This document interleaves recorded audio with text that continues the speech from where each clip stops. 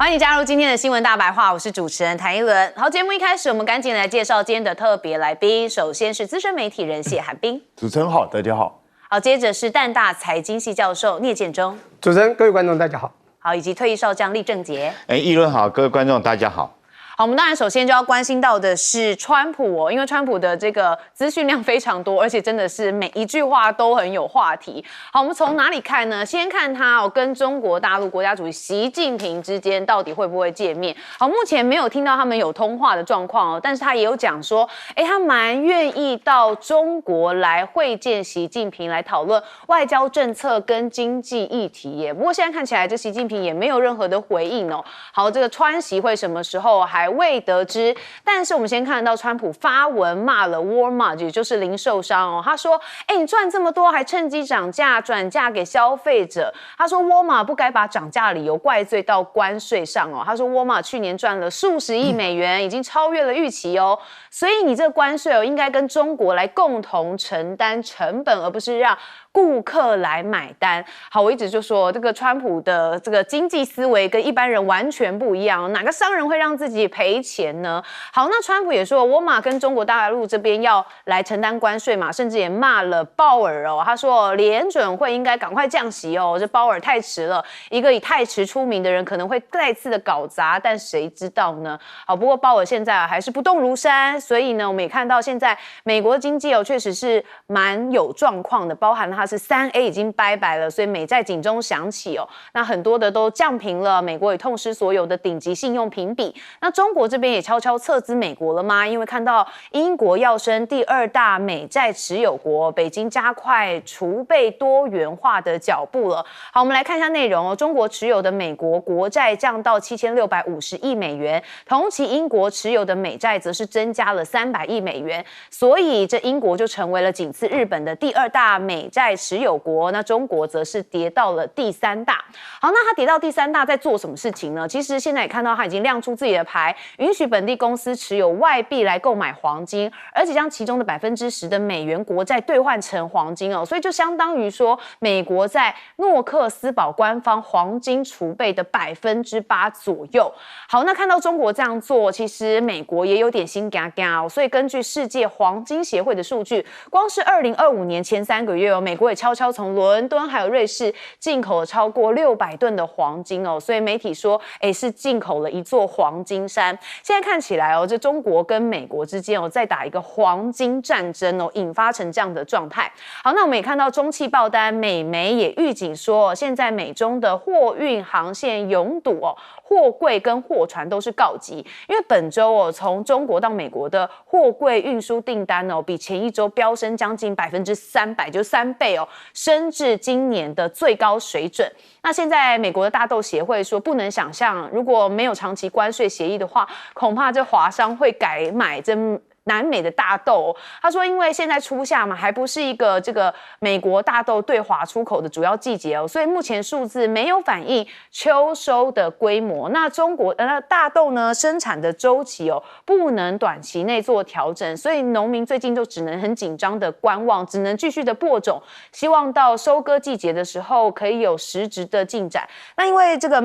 大豆都是10月出口，目前都还没有反映到。那90天的时候，因为这个美中磋商不是先降90天嘛，所以到这个收割的时候，看看会不会有一些实质的进展。不过根据我们数据的显示，从去年看起来这50%左右都是销售到中国大陆，所以大豆这边当然是会比较紧张。好，那当然也看到川普的减税法案哦，因为他要力推说大规模减税跟支出法案，对小费啊还有加班费的收入要实施一些免税案，不过却遭到自家人的众议院给否决了。好，那川普现在呢，这个政府对苹果还有阿里巴巴合作开发中国 iPhone AI 其实也蛮紧张的。我们看到阿里巴巴已经证实跟苹果达成合作在中国销售的 iPhone 提供 AI 服务支持。那美国就很担心说，这会不会推升了中国企业在人工智慧领域的能力，所以同时扩大受限审查机制当中的中国聊天机器人的这个影响力。那我们也确实看到，在半导体上面，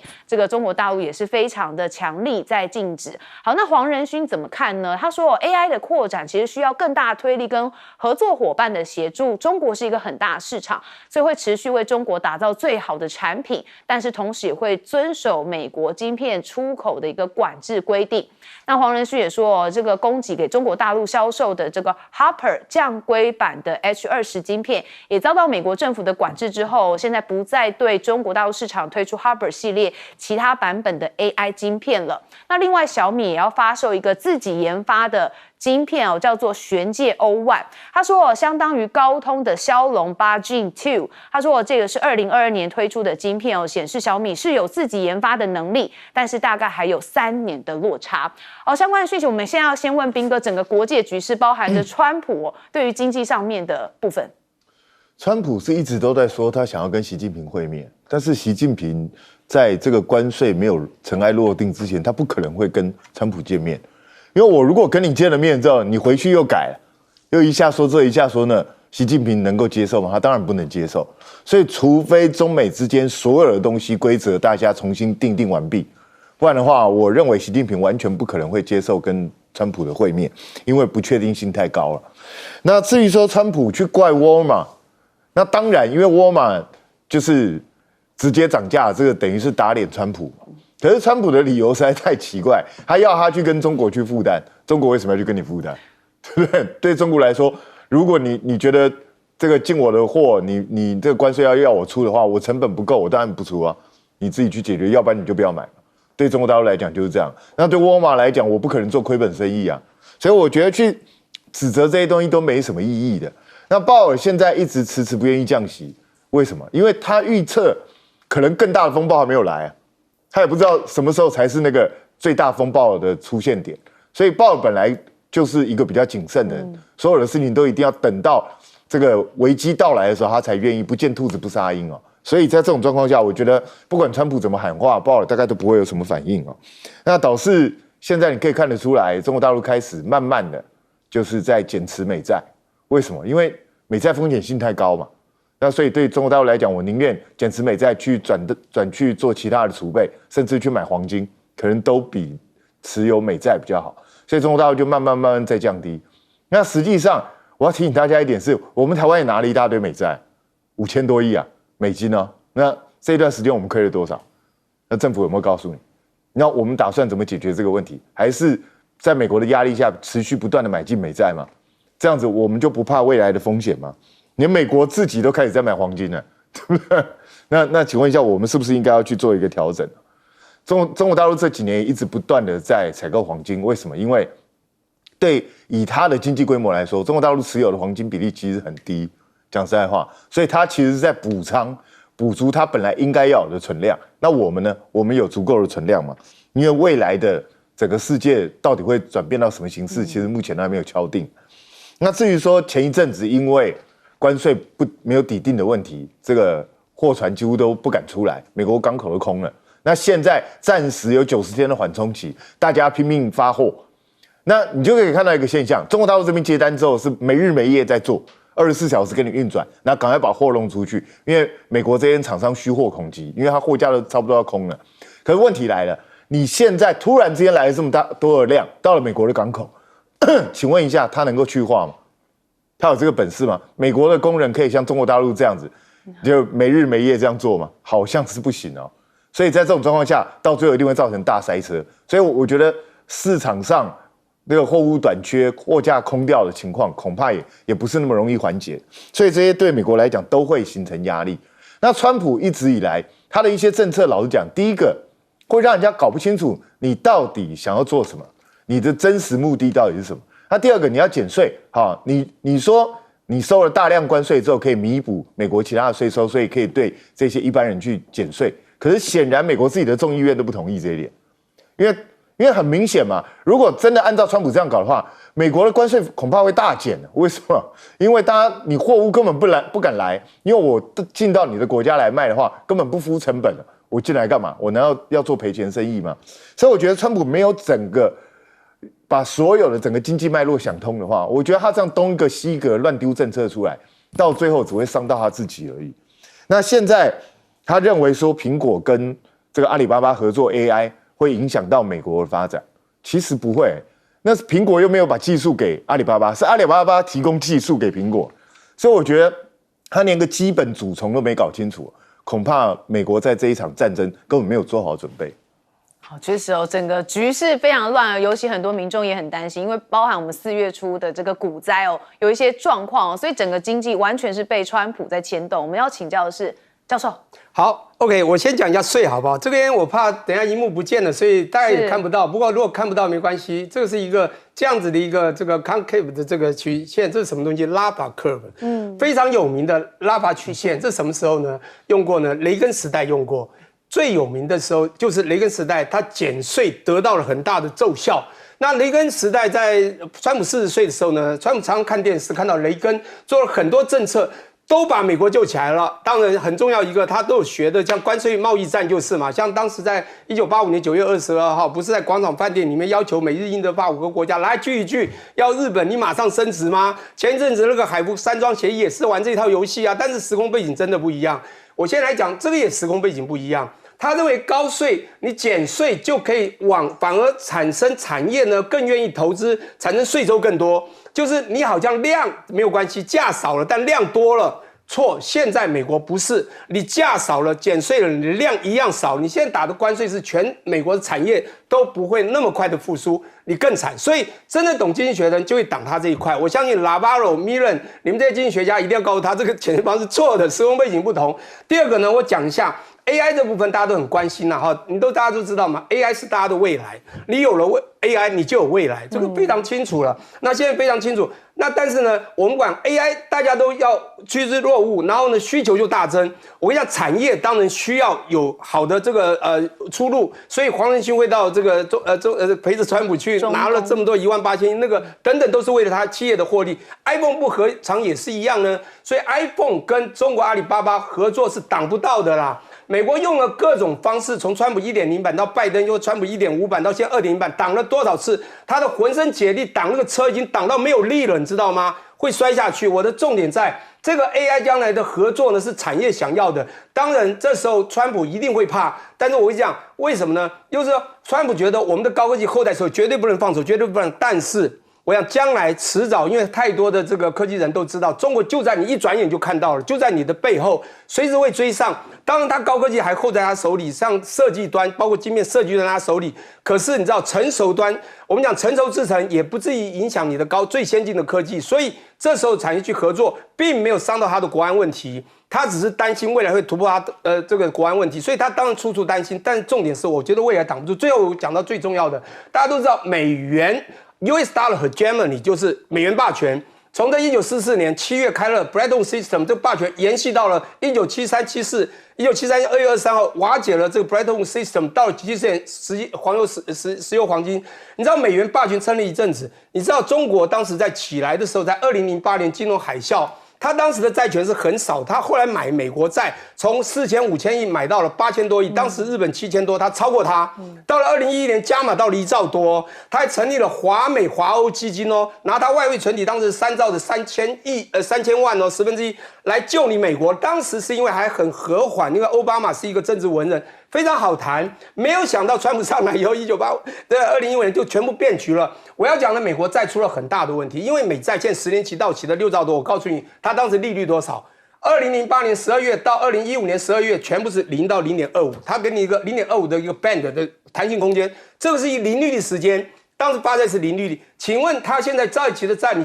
短债换短债，或者长债换长债，请问你现在要多少钱？我跟你讲，现在利率最少3%嘛，你现在怎么算？现在是有利率的时候啊，所以当川普也希望你 POE 降这个，当一方面可以让他在发债继续发债可以省钱，你知道美国的钱啊，你印钞票大家都用，你发债大家都买，可是现在出问题了。你不然标普，前3大信誉公司标普、汇聚，还有现在穆迪，马上告诉你 ，AA 你要降评。一个国家的债被降评，我想这国家的国力已经很明显被你看衰了。我可以告诉你，美债就是一个很大隐忧。我们学金融的非常清楚，一个国家的债，尤其美国债，绝对是 AA 等级的啊。我告诉你，今天降到 AA Plus 好了，再降到 A， 我跟你讲，再降下去，你美元霸权，你不要再 hold 住了。所以呢，未来不管高科技金融债怎么走，我们不知道。我先讲，现在利率真的很重要。那刚讲的 Powell 的确，他的立场，他完全是以宏观角度为主，他是一个比较行政中立的机构。我认为今年还是会降息啦，非常清楚，因为现在的经济并不会很好，而且通膨这次关税虽然打1-2个月，你看美国通膨没有增加，它只增加一点点，没有什么增加啦，基本打平。也就是说，现在通膨压力不在，就2点多，而利率现在是4点多，是2%的所谓的负利率这个你讲你今天这负利率你怎么办？你这个通膨那么低，正利率我讲错，正利率2点多%，全都2点多%需要打消，一定要打消。只是刚刚有讲这个要讲到了，就是Powell也会怕你川普现在的关税会打坏，未来通膨会再打高，他还是要观望，他还是怕，因为你造成这个问题，他不敢随便放手。不过以经济来讲，我觉得今年降个2码是很有可能的。哇，要降到2码哦。好，将军，美国川普为这个关税战跟全世界遍地开火之后，就没想到在中国这边他已经被打趴在地上，但是没想到这个时候目的居然是自家人在背后给他捅刀，这时候调降这个美元的信誉平等从3个 A 调降到 AA1 其实这个已经目的是第三家信誉公司调降，前面2家已经调降了前面2家一个是这个标普是在2011年，然后惠誉是在这个2023年的时候调降。那为什么在这个选在这个节骨眼上面要调降？我觉得并不是说是他们故意跟川普来作对，而是美国的这美元来讲，确实现在面临到很大一个问题。我们先看美元在这个美国的美债在最早的时候在克林顿的时候那时候大概只有占这个美国国债联邦政府的债占它全国总 GDP 只有48%，还不到50%。那经过克林顿，经过这个2任的这种那个谁，奥巴马、川普还有这个拜登，经过这16年之后，目前来讲的话，它的在国债的比例已经占到它全民 GDP 已经到134%，所以在这种状况下，当然一定是大家一定要调降你的信誉平等嘛。但是原来我们推测说中国会不会在这个时候补它的一些美债，结果没想到今天的数据公布，中国在这时候狠狠再踹他一脚，然后将川普踹下去。我想中国这时候减持美债变成世界第3，那很可能后面很多国家就会跟进。那美国在这种状况下，我觉得后续如果说是它面临6月份的这种6兆多的这个美债到期年底还有9兆的美债到期，那你必须要借新债去还旧债。我觉得你要在这个时候救美元，我觉得确实很难的。难怪全世界各国包括到中国大陆在内，都开始在增持自己的黄金储备，而不再以美债为一个储备的一个优先工具。那最后接着我就是讲说这个有关于晶片部分来讲的话。当然，中国现在很明显的在中美大战里面，现在比较短板、比较弱的，绝对是科技方面，绝对比美国还要弱，这是不可否认的一个事实。但是中国因为你卡他脖子，他又想办法要迎头赶上所以我们之前不管看到华为的升腾晶片或者现在连这个也出来了然后后续来讲，我相信新凯来是不是这个光科技也做得出来？到那个时候，可能中美之间的科技竞争会有另外一个新的局面出现。好，美中之间的角力真的是在各个领域上都不断的在推进。我们休息一下，马上回来。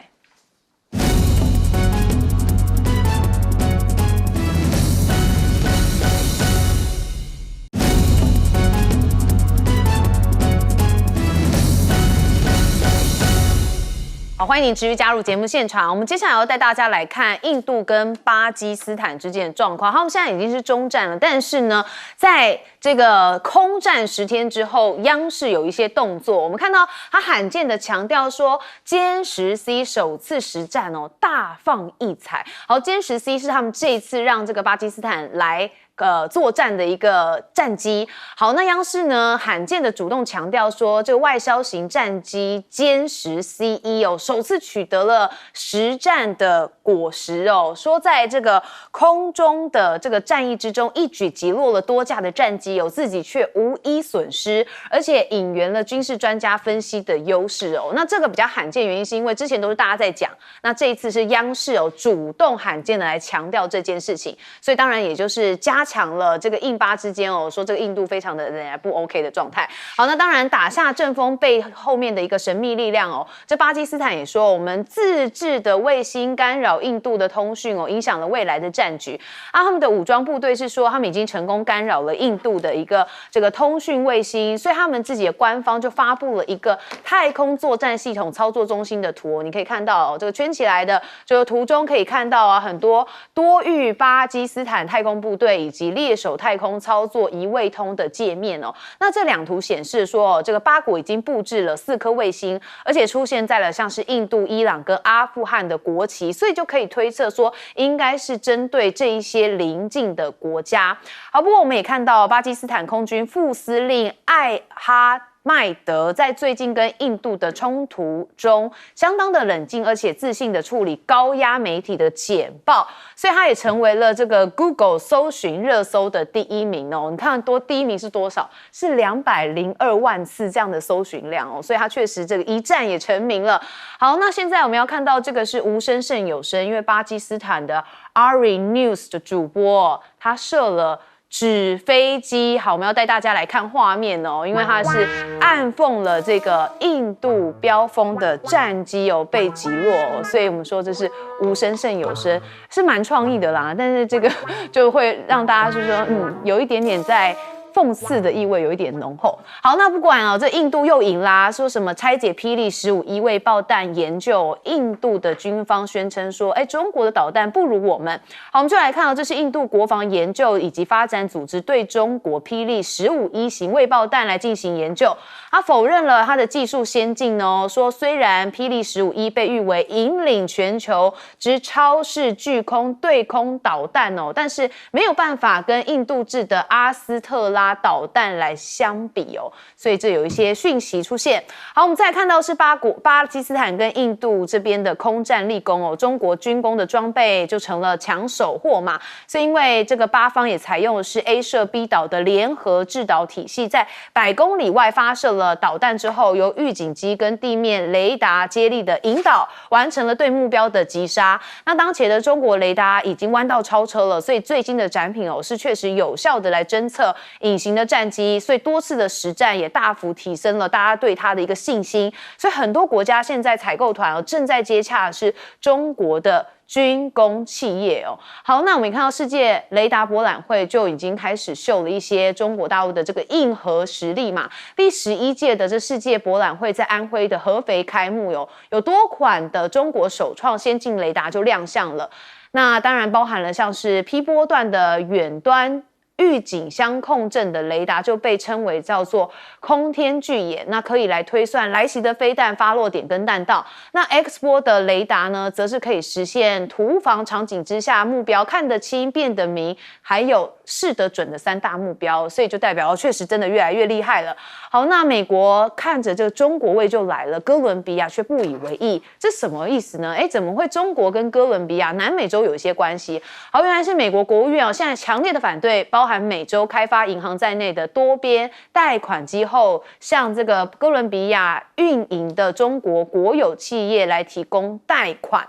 为什么？因为哥伦比亚好像有踩到美国的红线嘛。好，我们看到就有媒体报道说，这就在惩罚哥伦比亚签署一带一路倡议哦。因为先前中国曾提议说要卖24架的歼十 C1给哥伦比亚哦，所以看起来美国现在老大哥不满了，要惩罚你这个哥伦比亚。好，那中国在拉美的5国也布了10个太空站点哦。其实美国很忧心哦，因为拉美对于美国来说就是他们的后花园嘛，会不会变成一个军事用途呢？呢？我们看到中国在拉美的布局，现在功能涵盖在太空目标监视跟识别、遥测跟踪，还有控制等对太空军事行动一个至关重要的领域哦，所以确实让美国相当的担忧。好，我们再来跟大家看一个画面哦，这个蛮震撼的，是墨西哥军舰撞上纽约布鲁克林大桥，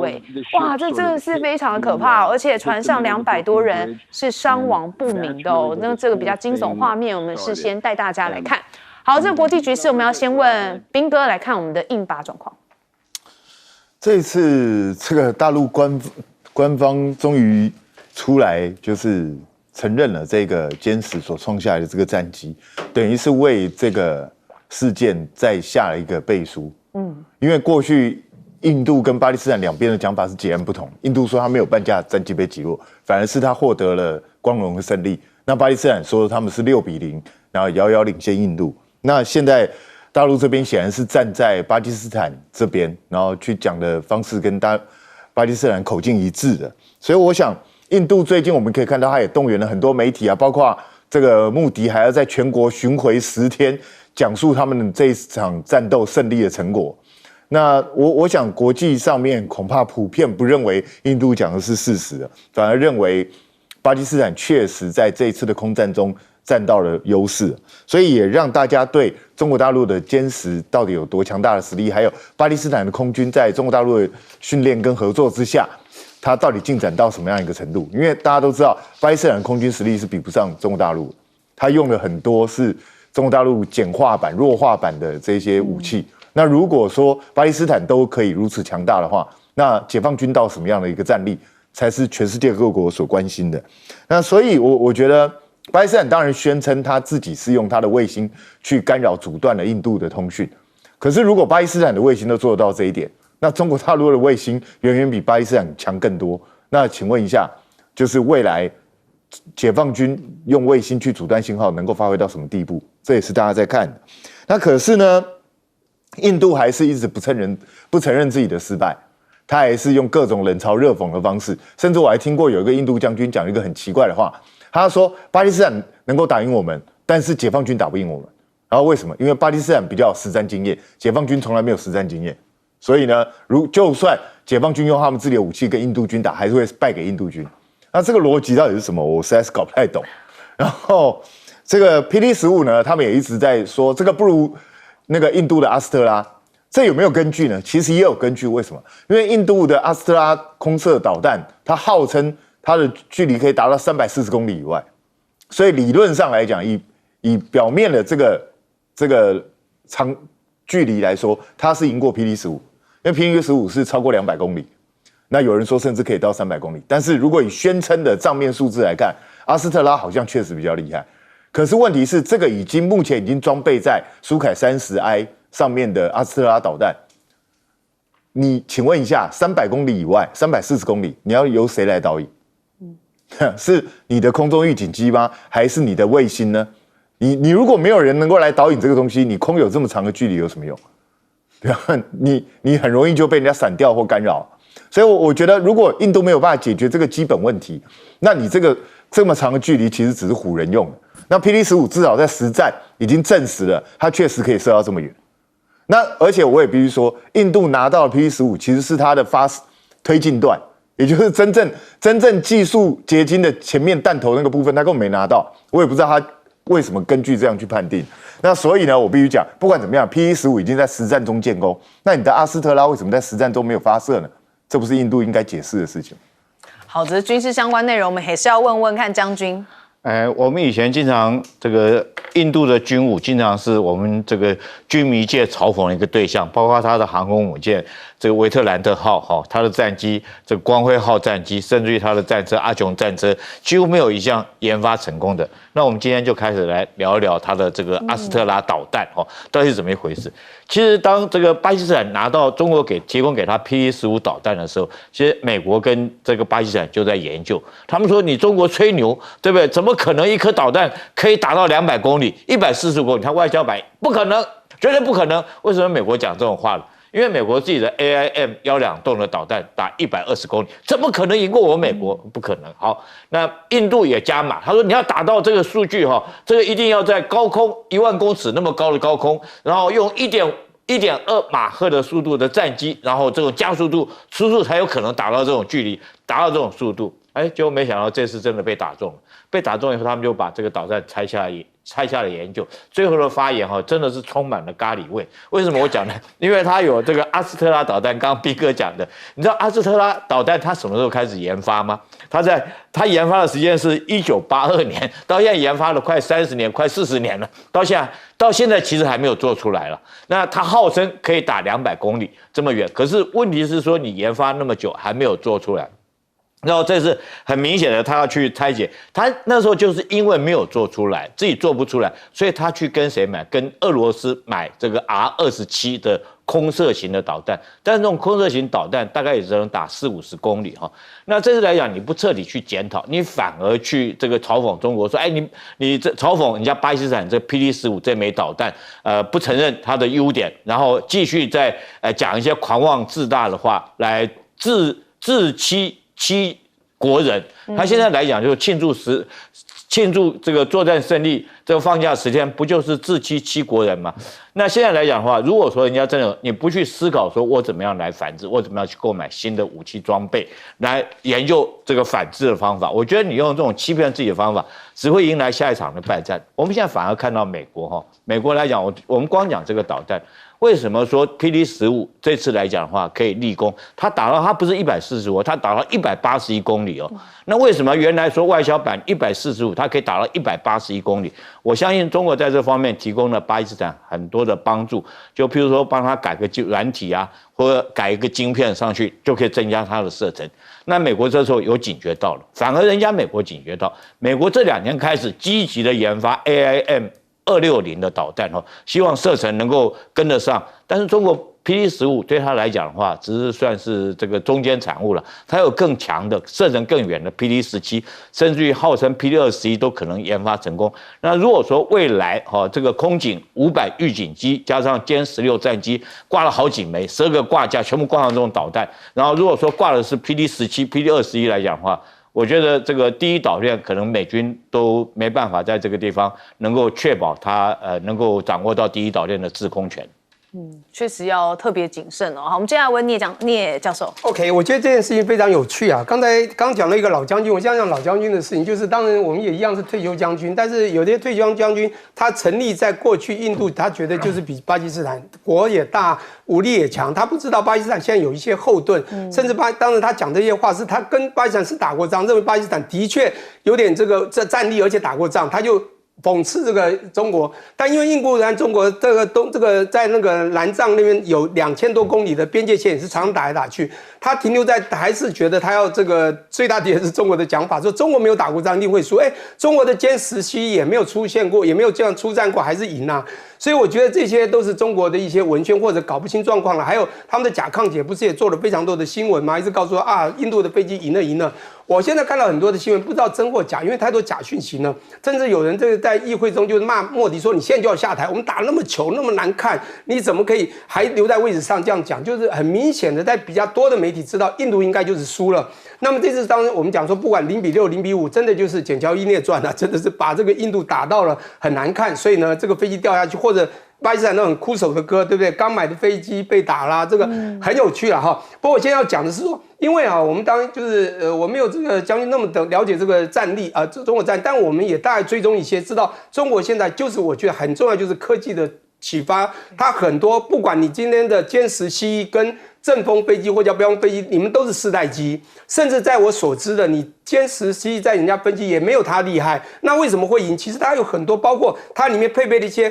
很重要的一些科技元素在里面啊。我先讲一下，我把它称为叫现在这个中国有很多的叫超视距或者远距的做法，不管145公里、181公里，他们的导弹打去的时候不是真的是精准，因为他们现在很多东西都有北斗的精准的定位，甚至AI 的精准的这个打击啊。所以打击上都蛮厉害的，甚至呢，这个飞机都是因为超级音速，我觉得这非常厉害。那我觉得攻是一回事啊，不管你是飞机，他们现在这个央视在宣传的不只是飞机导弹，还有一个就是防空系统啊，因为他们的雷达防空系统现在也是宣传，大家都会想去买，因为我觉得他们很厉害的，他们把这个叫做天网智能的防空系统，非常厉害。当然现在讲到了巴基斯坦，他们现在做的也是一个干扰印度卫星的一个所谓的整个太空的这个操作系统中心去运作。的确，巴基斯坦他们自己也很用心，但是后面有中国的 support， 因为这个天网你不靠智能是不可能的。我犹记得啊，在7、8年前，好早以前，这个大陆在试射东风飞弹，从新疆、从浙江2个地方异地发射，而且不同时间，他们算准在同个时间。不同的距离，异地异距，然后异时，同时间在南海的一个岛上同时打到，这已经到精准打击。那当然，我们不要讲说台湾被6区军演1、2、3、5、6、7一样是他们都是精准打击的。所以我是觉得哈，而且都还是比较落伍的这个飞机。那我觉得这是攻击，那我觉得防卫的部分最重要。因为我觉得这次当防卫，包括无人机，印度攻的无人机打到77台，都是因为天网的智能的防卫，我们就把它当作他们的防卫像金钟罩一样，所以这次巴基斯坦基本上没有什么大受伤，而且甚至它的歼十也没有一定要坠落，我觉得跟防也是非常之重要了。好，那不管怎么说，那个我觉得央视和最后讲这个印视，他们各有一些讲法，但是央视的看起来就是比较后来讲也是比较客观，收集了各种资讯以后，告诉了大家世界这个中国的这个所谓的战机也好，飞弹也好，甚至防空系统也好，雷达也好，都已经到了一定的水准。那么当然，马克宏我们知道，法国之前讲说，哦，你现在拿我们的战机标风去打，我们打赢了就很有机会做广告了。这一次呢，法国也不敢讲话了，因为甚至叫你说不要再拿去打了，这个大家都已经看得非常清楚的事实。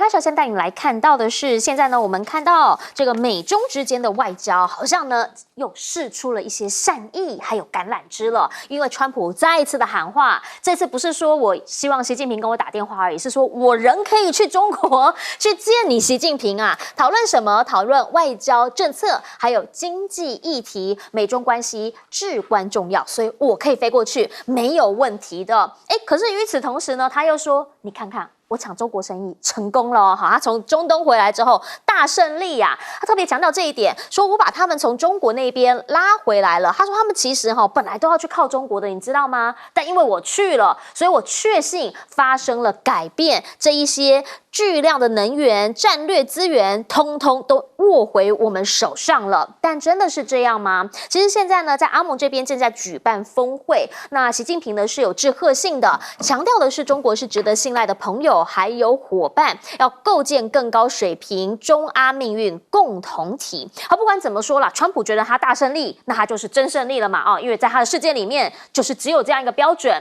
可是呢，在他世界里面有他操控不了的事情，那就是联准会，真的是不知道讲第几次了，一再的在骂说鲍尔联准会主席，你要搞砸这一切了。市场上普遍都认为应当要降息，我已经算不出他这第几次喊他要降息这件事情，甚至呢先前还直接说是什么，说他迟到啦，说他呢没有办法来回应市场啊，等等等。但你知道吗？其实呢不只是这样，他可能还要上下其手，这个联准会，因为呢现在要削减它10%的员工，那也就是联准会员工会被裁2500人，是会回到10年前的水准。但是现在到底美国的经济状况是什么？来带您来看到的是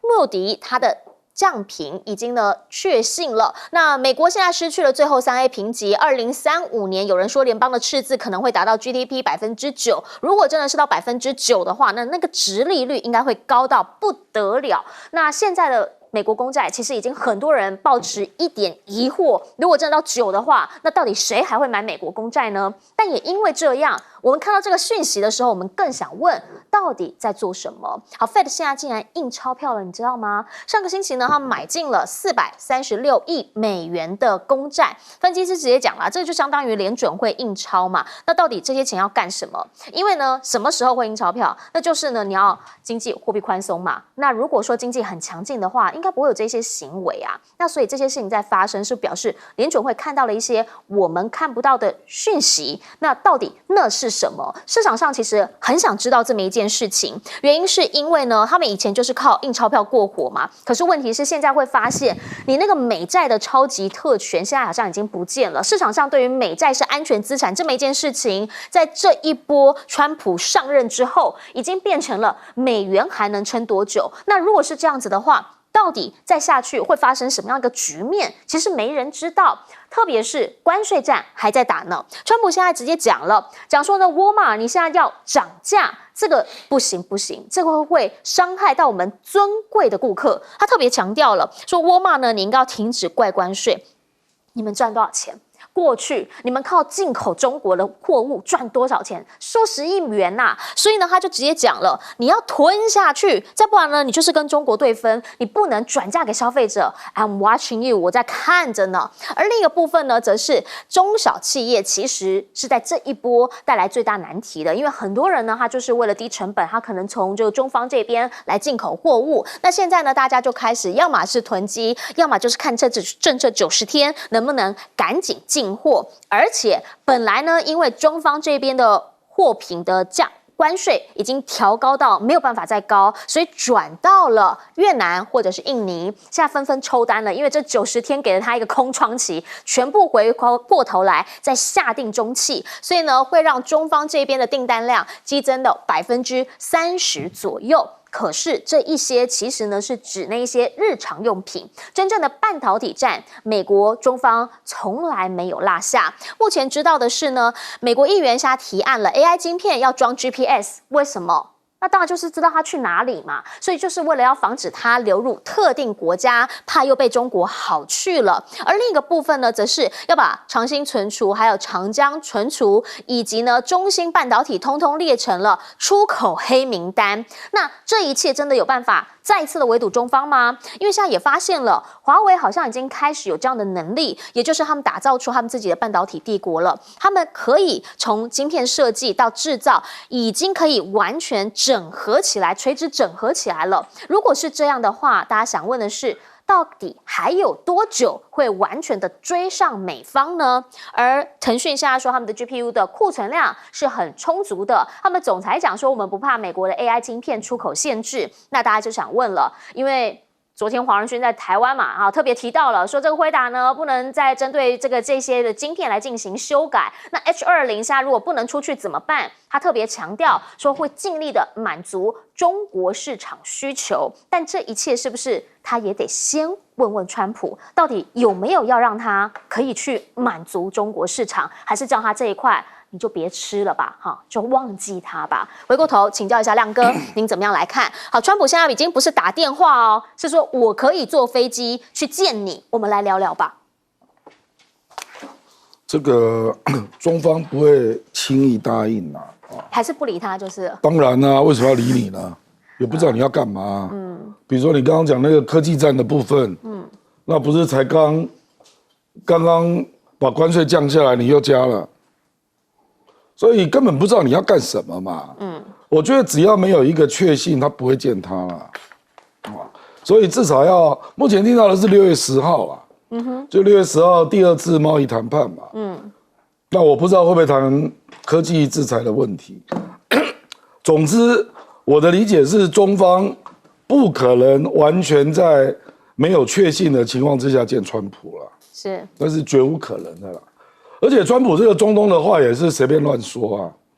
因为中东这3个国家跟中国大陆的关系跟美国是不一样的。比如说，沙特阿拉伯的油有26%卖到中国，这个你美国不可能取代这个角色嘛，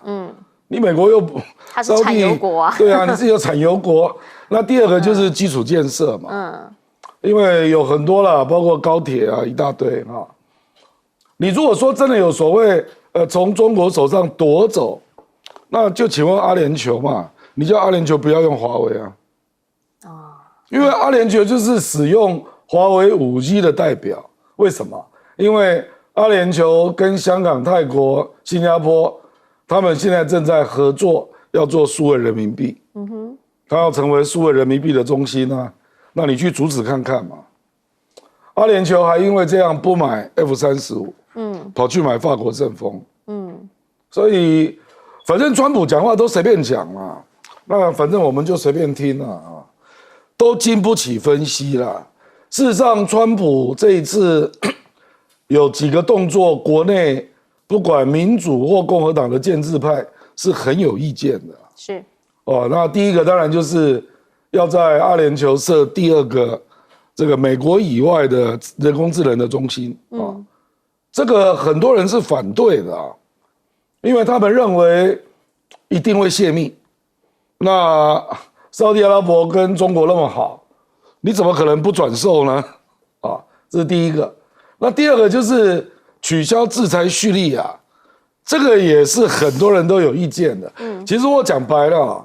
我们讲所谓的民主共和2党的建制派，那事实上就是亲以色列的力量嘛。以色列一定很有意见的嘛，因为叙利亚这个新的政府啊，难道就稳定了吗？它里面有一大堆复杂的力量，里面也有哈马斯，也有这个圣战组织啊，也有盖达。事实上，那个新政府就是盖达的一个派系啊。所以你突然之间对他取消制裁，那难道美国连那个炼油厂都要还给他吗？啊，如果都是真的哈，那叙利亚就会开始恢复一定的财政收入嘛。对啊，那接下来会发生什么事，谁知道？那我认为这个就是中东那3个国家游说的，因为他们都是逊尼派，是，所以嘛，当然了，美国有它的新的中东的布局，这也可以理解啊，因为以色列看来周边国家不会打你嘛，而且打不赢你啊，那唯一可能打你的是伊朗，那距离你那么远哦，那伊朗目前跟这个几个逊尼派的重要国家互动，就够他忙了啦，所以他这个讲得通，可是美国的建制派还是都是亲以色列的啊，那以色列是相当不高兴啊，就是我认为并没有告知，而且以色列也不同意，结果你就取消制裁叙利亚啊，那没有错啦，那你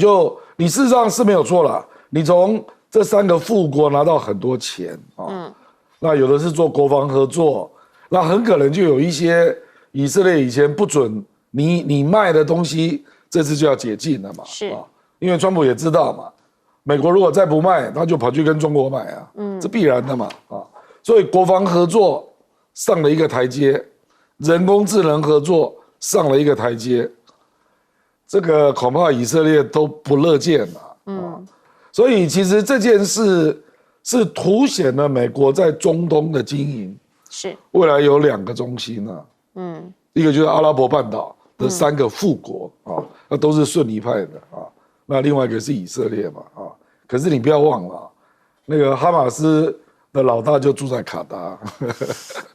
你也不要忘了，宾拉登就来自沙特阿拉伯啊，所以这个地方是有点复杂了，那川普是把它看得太简单了啊，事实上，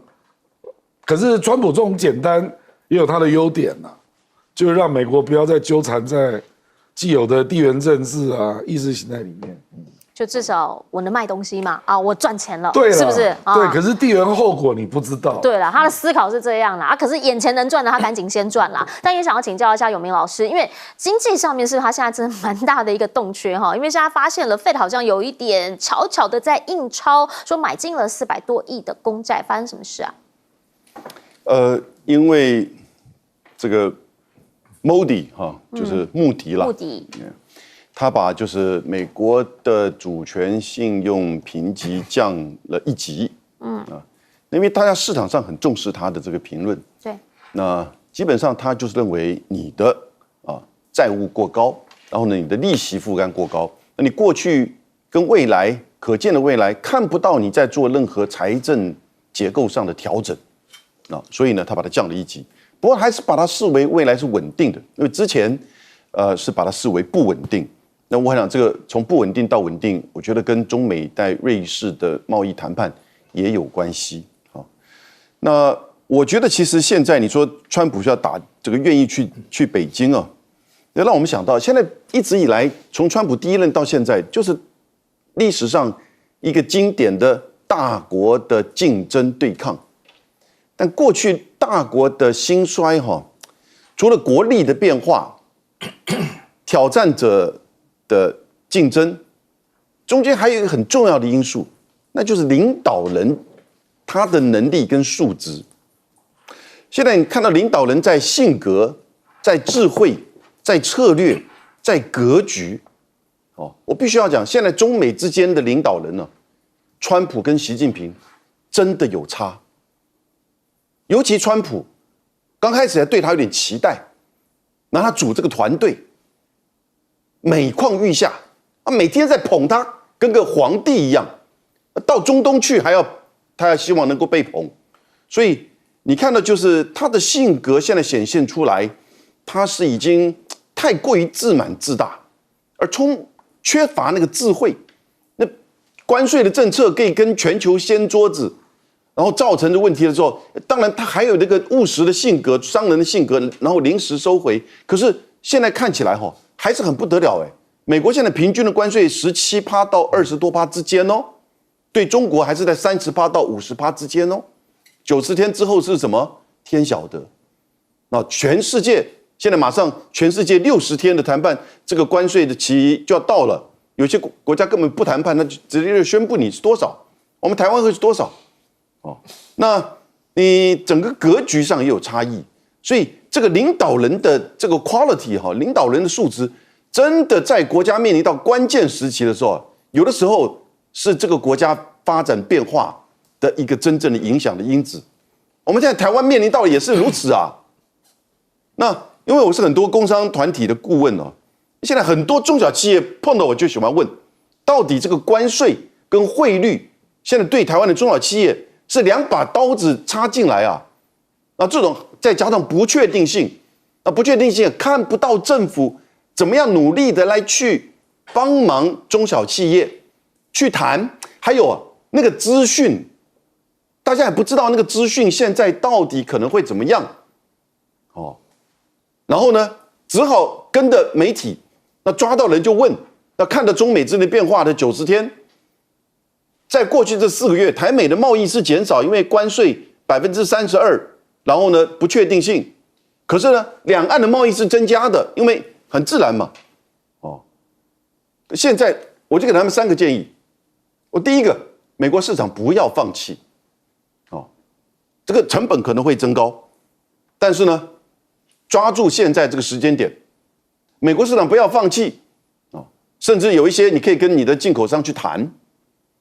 这个要主动，这个时候资讯就好重要啊！各个不同的项目领域，我们的经济部、国贸局谈判的这个相关的单位、驻美代表处这一块，在网站上每天要去 update 一些最新的资讯了。然后呢，第二个就是你要开拓把这个市场，这不讲新市场，其实就是两岸的市场，要把它稳住。东南亚不太容易，因为东南亚我们进去还是要有税。那第3个呢，就是其实你的结构上要调整，也就是这种代工跟中间商品要去在这个时间点去把它扩大，去强调。你成品的进出口那个关税就比较重，有的时候有一些代工商品你还可以申请退税。所以这个时候我感受到我必须要帮中小企业在这个时间点讲点话。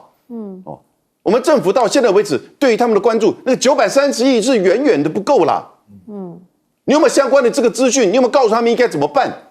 然后呢，各个产业应该怎么办？个别的国家的这个财政或者是它的税率是什么？那我只能讲到这边。那所以其实这个是现在大家面临到很辛苦，尤其台湾的中小企业，请我们政府帮帮他们。不过想要请教一下左老师原因是因为在美中的这场大战当中，看起来川普他还是想要跟习近平面对面的谈，因为他们现在有90天的这个暂缓期嘛、谈判期嘛，但是呢，他想要跟他面对面，是表示他还是想要自己出马，御驾亲征。其实对于川普的关税很多不满的声音嘛，所以看起来跟习近平这个1对1的谈判是最能够再创新的话题，而且可以让这个美国的企业，特别是这些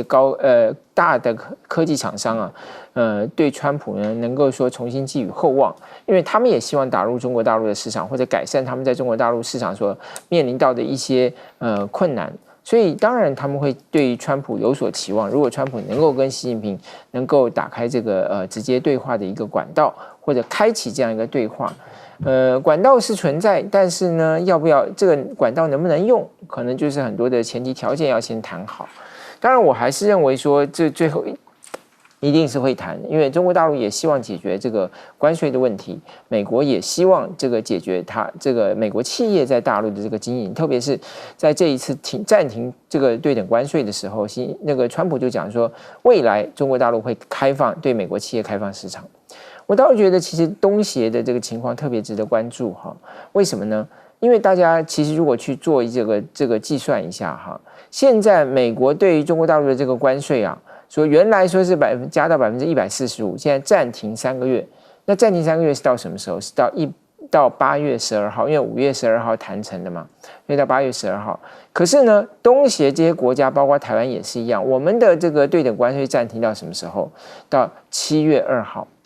所以说，7月9号，因为它是一个礼拜之后，所以说变成说什么？从7月9号到8月12号之间，有可能会发生台湾也好，或者东协国家也好，我们要出口到美国的关税会比中国大陆的商品出口到美国的关税还要高。比如像印尼32%，越南46%，台湾我们是34%，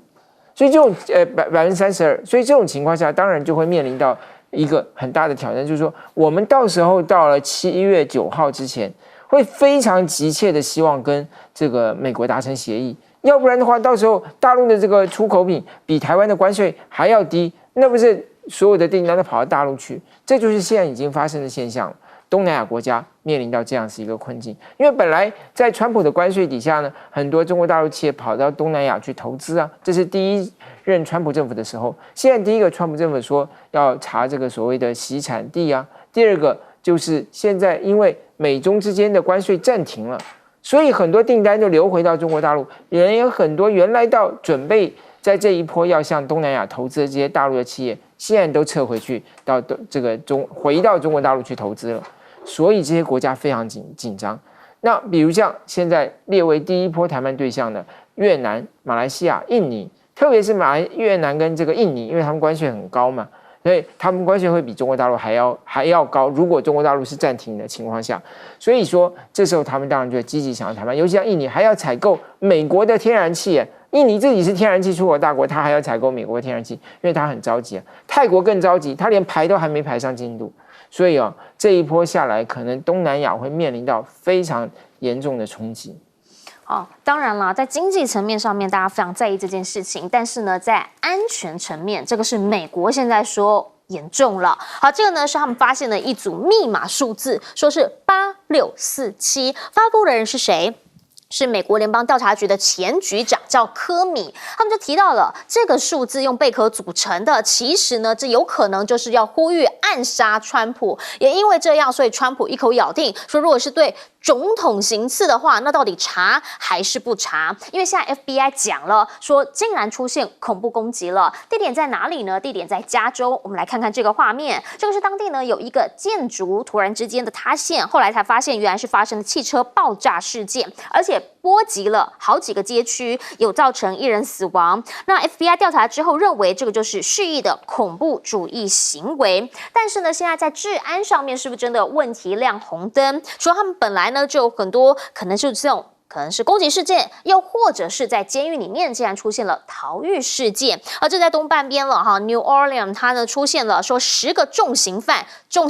竟然越狱，而且呢真的是很过分啦，走了之后还给他写说 too easy， 然后 LOL 笑死人，这是让狱警颜面尽失。其实呢，可能更是让人家觉得说很有冲击性的画面是什么？是在墨西哥这边200人的军舰呢，竟然去撞美国的大桥。好，来看看这个画面吧。这呢是当时墨西哥的海军表示，他们其实是在进行离港操作期间，结果呢船轨突然撞上了大桥，导致整个桥你看看就这样整个倒了下来。那其中呢至少有35个人被砸伤，另外呢还有16个人是伤势很严重的，大家全都吓坏了，想说为什么会突然发生这样的一个意外呢？其实，在拉美这一边呢，现在美国更在意的是中方到底在这里有几个军事据点。原因是因为他们的南方司令新的这个司令讲了，说中国在拉丁美洲这边已经有5个，还有新的据点，5个国家布局了10个太空相关的站点，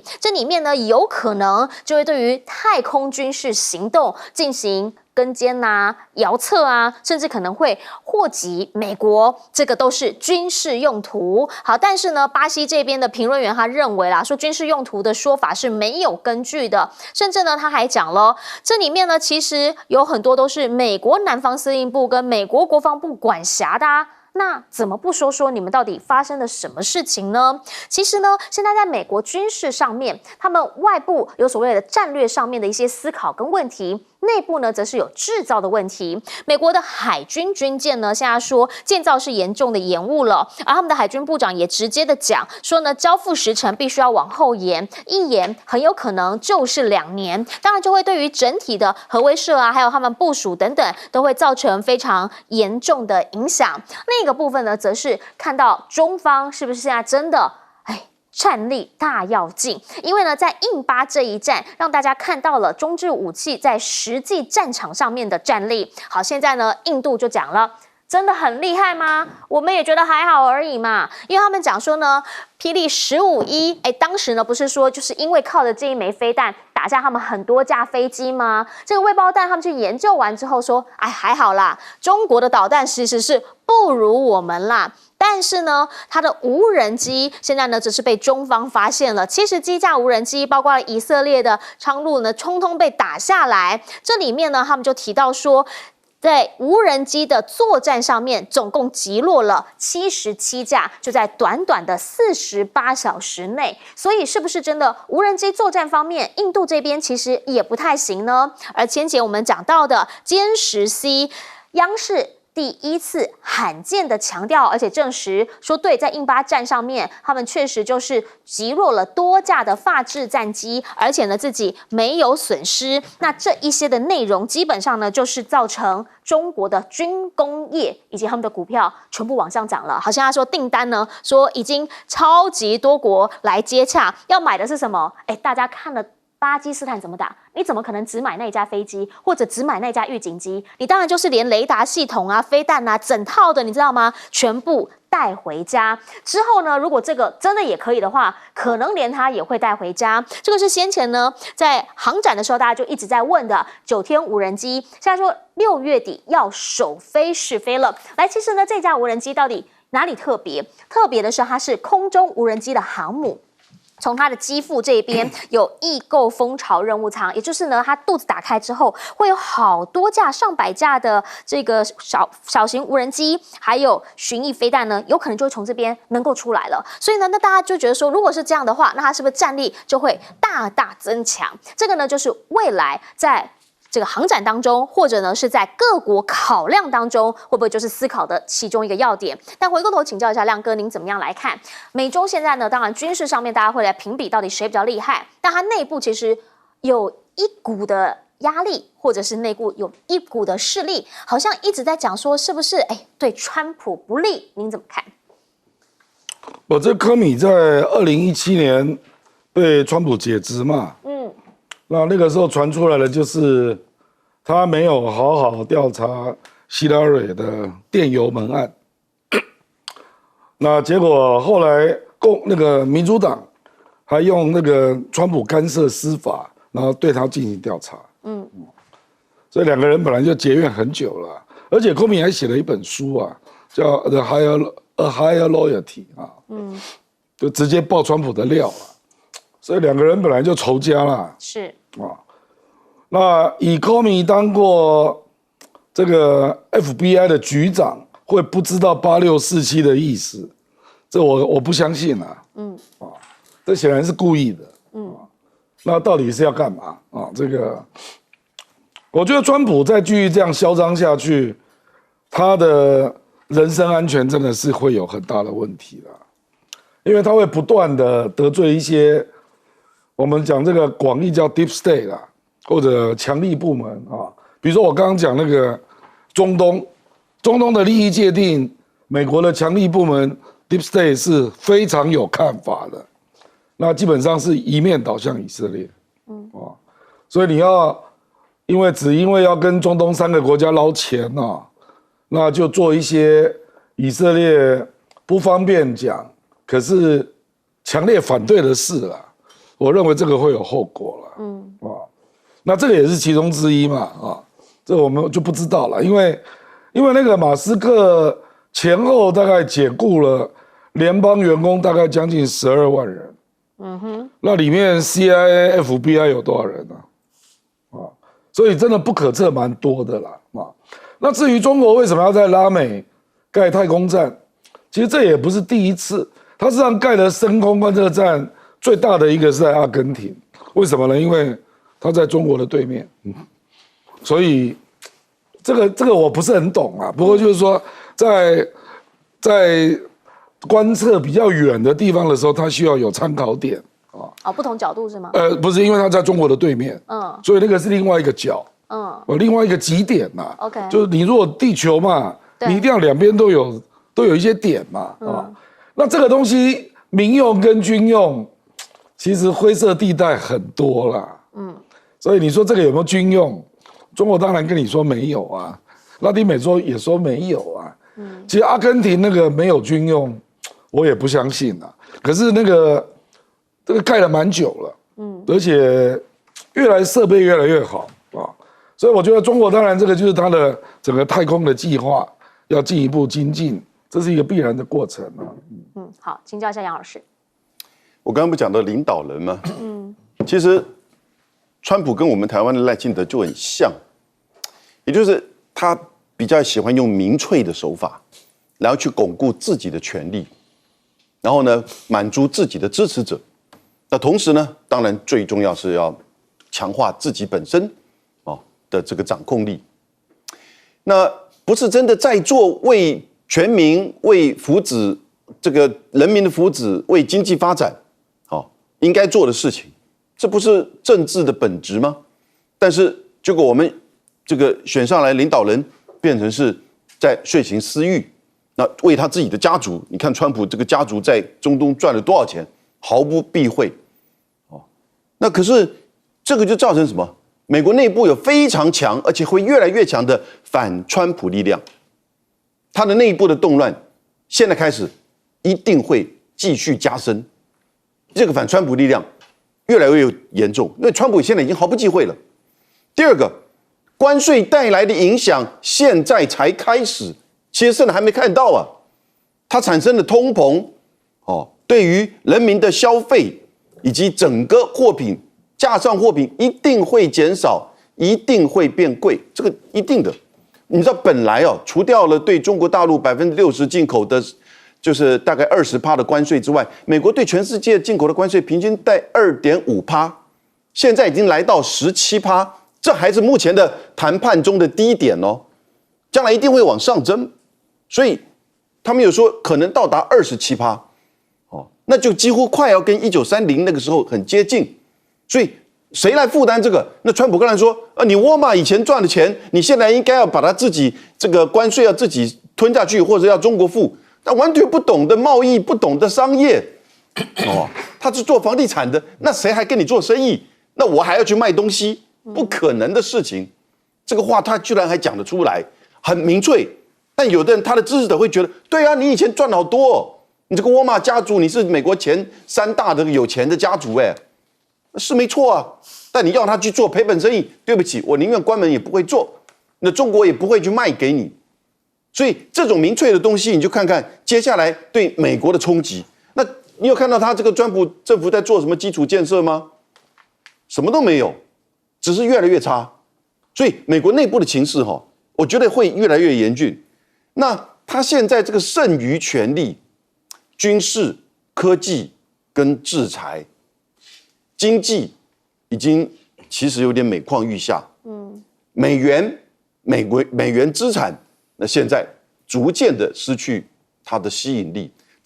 这是一个过程。现在它还是最强势的，没有错。当然还是用它做交易。可是呢，这个过程你去看不断的累积。其实当他宣布解放日，也就是全球关税的时候，其实美元霸权也面临到解放日，而科技其实看那个中国科技的这个挑战，那制裁制裁到最后，常被管辖到最后，其实只不过显现出自己的弱点而已。所以我是觉得接下来美国内部的动荡其实会越来越严重，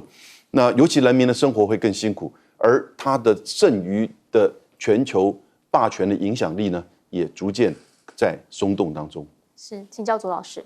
好，其实川普最近在这个美国国会就面临到了一个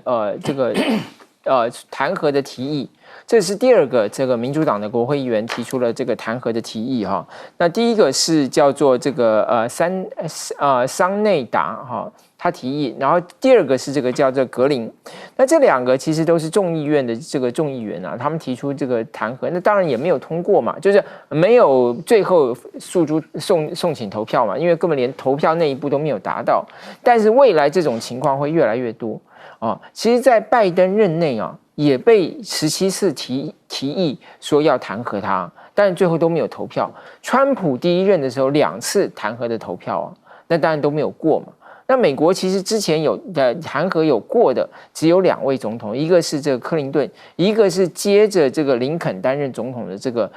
强生。那这2个都是弹劾过了，最后没有把他免职啊，因为这个众院提议，然后最后参院没有过2/3，所以川普这一任恐怕又会再来这么一次，而且可能会跟他第一任一样，最后会有一些真的就变成是要全院投票。那这个其实一方面当然是因为川普个人的这个风格哈，一方面其实美国整个这种政治极化也会使得一个本来是本来看起来是不太有意义的动作，变成一些之前的这些国会议员，他能够创造声量，能够寻求在初选的时候得到关注的一个方法。这个大家有没有觉得很熟悉呢？我们这个现在马上要面临的这个大罢免，其实原来也是这么一个想法。最后就变成是一个现在这个遍地开花的这样一个政治运动哈，所以我认为哈，这个我们看到美国的这种乱象，不是只是在美国，是很多民主国家都共同面临的。那当然，我觉得其实也要注意到的一点就是说哈，当我们越来越多的这种政治对立升高的时候，很多原来的这种体制要如何有效的去